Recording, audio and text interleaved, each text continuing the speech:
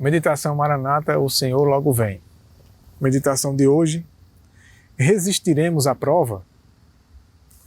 Em Deuteronômio, capítulo 8, versículo 2, diz assim: Lembrem-se de todo o caminho pelo qual o Senhor, seu Deus, os guiou no deserto, durante estes 40 anos, para humilhar vocês, para pôr vocês à prova, para saber o que estava no coração de vocês, se guardariam ou não os seus mandamentos. Aqui vale uma observação, é muito interessante esse texto, porque o propósito de Deus guiar o povo durante 40 anos no deserto, no tempo de Moisés, foi para humilhar eles, para que se rendessem a Deus, se submetessem a Deus, para pôr eles à prova, para prová-los se seriam fiéis, para saber o que estava no coração deles, as intenções, embora Deus soubesse, pois Deus conhece o fim desde o princípio e conhece tudo, mas era para mostrar para eles mesmos o que havia no coração deles, se era amor a Deus ou ao mundo, e para ver se guardariam os mandamentos de Deus. Isso acontece ainda hoje. Diz aqui, ó, Deus conduz avante seu povo, passo a passo, leva-o a diferentes pontos, destinados a manifestar o que está no coração. Alguns resistem a um ponto, mas caem no seguinte. A cada ponto mais adiante o coração é experimentado e provado um pouco mais de perto. Se o professo povo de Deus verifica que o coração está contrário à incisiva obra, isso deve convencê-lo de que tem alguma coisa a fazer a fim de vencer. Então somos provados exatamente como o povo de Israel era. Para que seja mostrado, para que seja exposto, demonstrado o que há no nosso coração.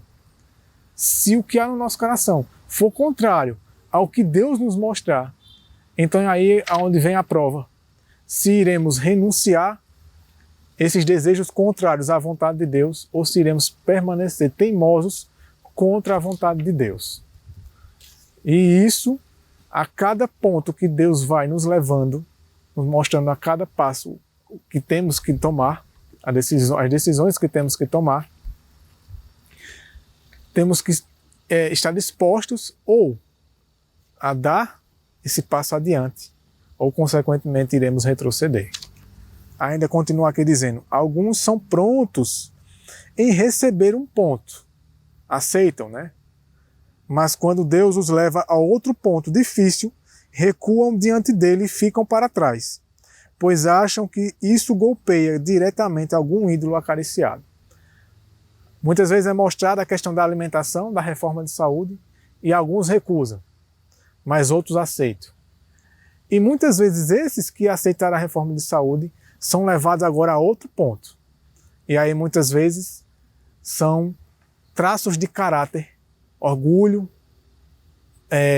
preconceito, egoísmo, prepotência, arrogância, o falar mal, a disposição de falar mal e criticar os outros pelas costas, ou até mesmo na frente. E nesses pontos, muitos deles caem e recusam abandonar essas coisas e não procedem, porque uma coisa vai levando a outra. Então nem sempre aceitar um ponto da reforma é garantia de que os próximos passos serão dados. Diz mais aqui. Aí eles têm oportunidade de ver o que em seu coração está excluindo Jesus. Prezam alguma coisa mais que a verdade e não estão preparados para receber a Jesus. Os indivíduos são experimentados e provados por um intervalo de tempo, a ver se sacrificarão seus ídolos e darão ouvidos ao conselho da testemunha verdadeira. Os que satisfazem em todos os pontos e resistem a toda prova e vencem, seja qual for o preço, atender ao conselho da testemunha verdadeira e receberão a chuva serôdia, estando assim aptos para a trasladação. A cada ponto que nos é mostrado aonde devemos abandonar, esses ídolos aqui, muitas vezes a gente acha que ídolo é só aquilo que é uma estátua ou uma imagem, mas os ídolos são ídolos que nós mesmos fazemos. É uma alimentação, é um vestuário, é uma coisa que gostamos de fazer, é um mau traço de caráter que nós insistimos em permanecer com ele, e isso pode ser um ídolo. Mas Deus vai nos mostrando que isso está errado. E Ele nos dá força, nos dá a esperança de que podemos abandonar essas coisas. Mas Ele requer de nós que a decisão seja tomada, se vamos ou não querer vencer. E se buscarmos o poder dele e aceitarmos vencer essas coisas e renunciar a tudo isso que nos é mostrado que está errado em nossa vida, então cada vez mais seremos preparados para sermos levados para o céu. Ainda continua no texto dizendo assim: Deus prova seu povo neste mundo. Este é o lugar de preparação para aparecermos diante dele. Aqui neste mundo, nos últimos dias, as pessoas revelarão que poder lhes afeta o coração e lhes controla as ações. Se for o poder da verdade divina, ele conduzirá as boas obras. Ele elevará o recebedor e tornará nobre e generoso como seu divino Senhor. Porém, se for o poder do mal, que tem regido a nossa vida, que tem conduzido as nossas ações, nossas decisões, consequentemente, o resultado é a perdição eterna. E diz assim, finalizando: jovens e idosos, Deus os está provando agora. Vocês estão decidindo seu destino eterno. É aqui, hoje, ainda nesses momentos que temos de graça e misericórdia, que estamos sendo provados. Não haverá mudanças após a graça encerrar, após o limite da misericórdia de Deus ser atingido. E quando Cristo voltar, não haverá mudanças.